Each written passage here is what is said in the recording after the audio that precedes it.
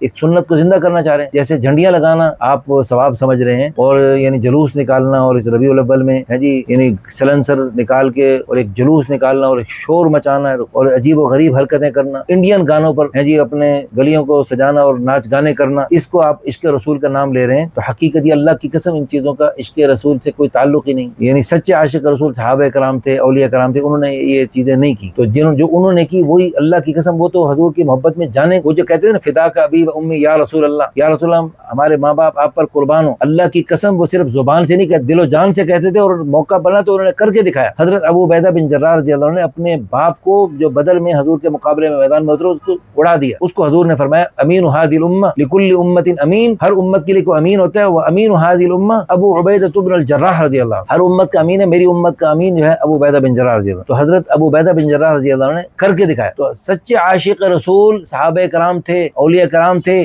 انہوں نے جھنڈیاں نہیں لگائیں، انہوں نے جلوس نہیں نکالے. اور یہ جو کہا جاتا ہے نا کہ سوائے ابلیس کے سبھی خوشیاں منا رہے ہیں، لا حول ولا قوت الا باللہ، یعنی اس قسم کی خوشیاں تو حضرت ابوبکر صدیق نے، حضرت عمر نے، اور صحابہ کرام نے، اور اولیاء کرام نے، شیخ عبد القادر جیلانی رحمۃ اللہ علیہ نے، امام ابو حنیفہ رحمۃ اللہ علیہ، ان تمام ہستیوں نے اس قسم کی خوشیاں نہیں منائی. تو ان کو بھی آپ پھر وہ ابلیس کے ساتھ نعوذ باللہ شامل کر رہے ہیں. نعوذ باللہ، لا حول ولا قوت. ذرا منہ سنبھال کے بات کریں، کچھ احتیاط کریں. اللہ ہم سب کو دین کی سمجھ نصیب فرمائے. تو عشق رسول یہ ہے کہ حضور کی سنت پہ جان قربان کر دیں. حضور صلی اللہ علیہ وسلم نے سنتیں جو بتائی ہیں اس پہ وہ مشقت ہے، اس میں معاشرے کا مقابلہ کرنا، ہندوانہ معاشرے کا مقابلہ کرنا پڑتا ہے. ہندوانہ مزاج میں نہیں ہے سوکن بن کے رہنا، خاوند شریک بہنوں کے ساتھ رہنا، ہندوانہ مزاج میں نہیں ہے، اسلامی مزاج ہے. صحابہ کرام کے دور میں حضور کے مبارک زمانے میں جس کو حضور نے دعویٰ کیا سب سے بہترین زمانہ میرا زمانہ ہے، حضور کے بہترین، حضور صلی اللہ علیہ وسلم کے بہترین اعلیٰ ترین زمانے میں ہر گھر میں 2 3 4 بیویاں ہوتی تھی اور کئی باندیاں ہوتی تھی. اس سنت کو عجیب سمجھتے ہیں. جب آپ صلی اللہ علیہ وسلم نے پہلی دفعہ مشرکین